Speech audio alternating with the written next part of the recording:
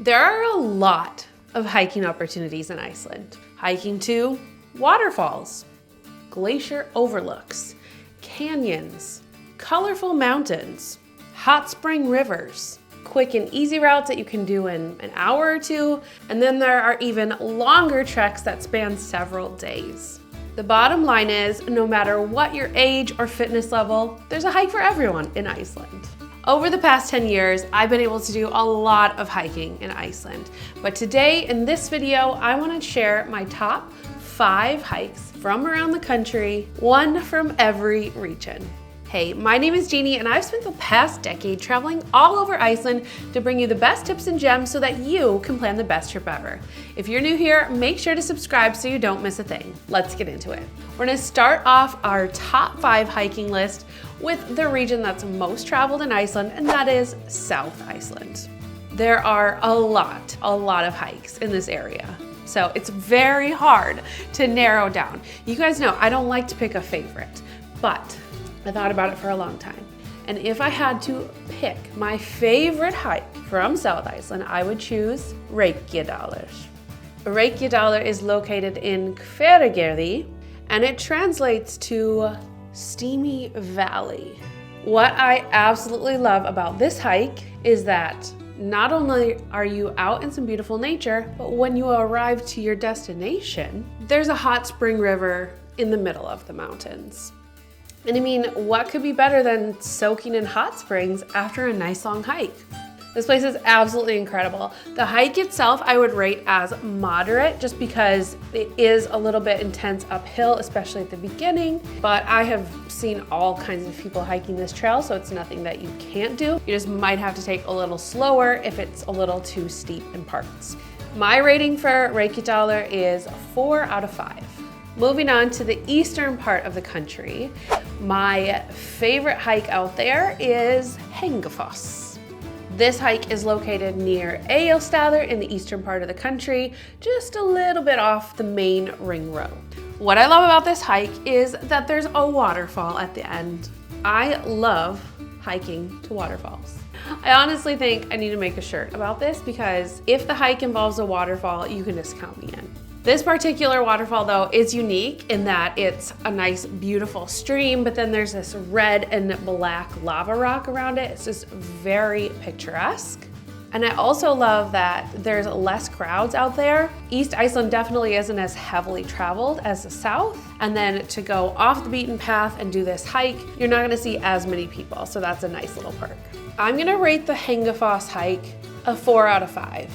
I almost said 3.5. The thing is, the hike itself is not that exciting, but the waterfall at the end makes it all worth it. So you be the judge if you want to include this in your itinerary. If you're planning a trip to Iceland and want one convenient map with all of Iceland's best hikes listed, then you need to grab my Iceland guidebooks and maps that include over 500 pinned locations, including secret waterfalls, hikes, hot springs, and so much more. Stop spending your time Googling how to get there if you have to pay for parking and how long it will take. I've already done all the hard work for you. Find all the details at the link in the description box below. Now, let's get back to the hikes. All right, the next hike and region of the country, this one's funny. Bear with me, okay? Anywhere in the Highlands.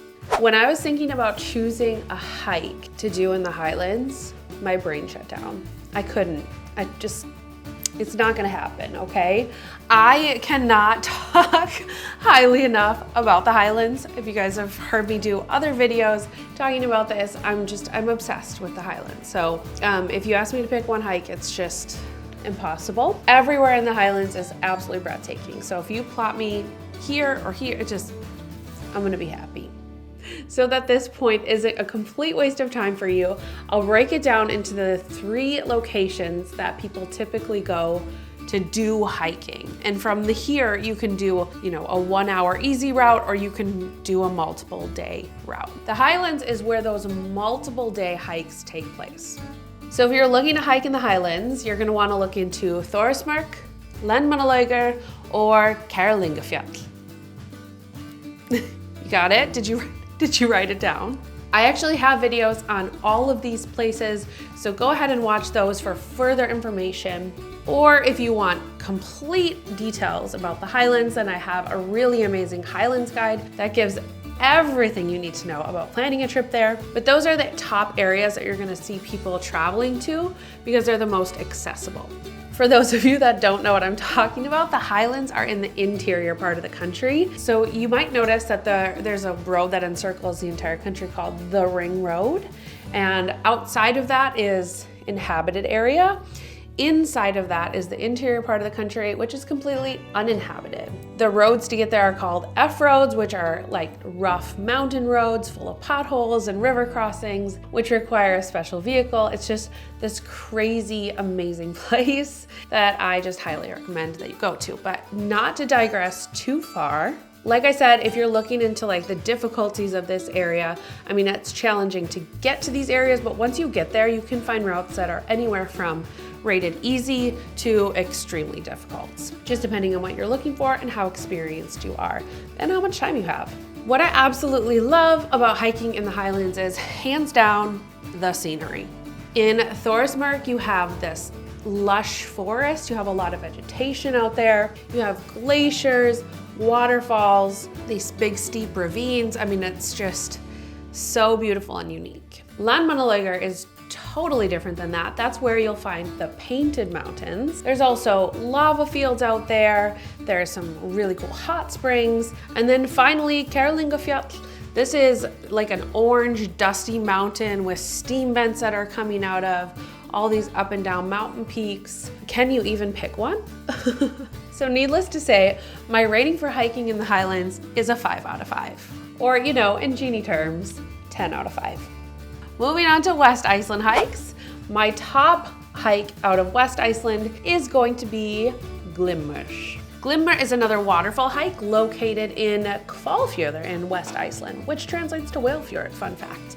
What I love about this hike is that it's a true adventure. I'm talking crossing over a river, holding onto a wire, steep parts, not so steep parts, and then bam, one of the highest waterfalls in Iceland is your reward at the end.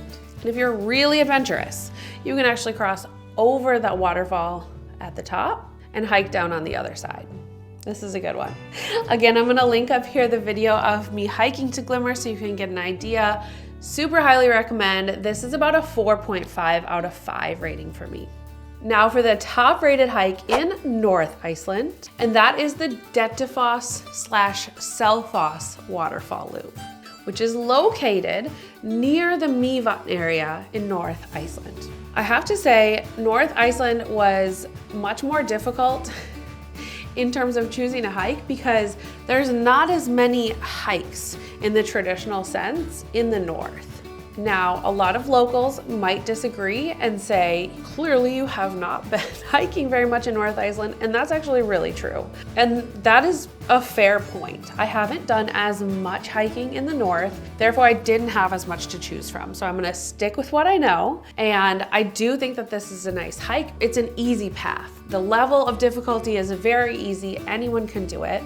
And what I love about this route is that it's 2 waterfalls in one. What could be better than that? So you have the main attraction, which is Dettifoss. Everyone that travels to North Iceland pretty much stops at Dettifoss because it's the most powerful waterfall in Europe. This big, massive, gushing stream. And then Selfoss, which is just a little bit down the path, is a hidden gem. And a lot of people don't even know it's there, much less take the extra time to go and visit that. So 2 for 1 waterfall. And my rating for this loop is a 3 out of 5. Now at this point in the video, you might be wondering what to wear on all these amazing hikes. That's why your next step is to watch my Iceland packing videos where I teach you what you need to bring for each season in Iceland so that you can stay dry and warm. I'll see you in the next video, but until then, happy planning.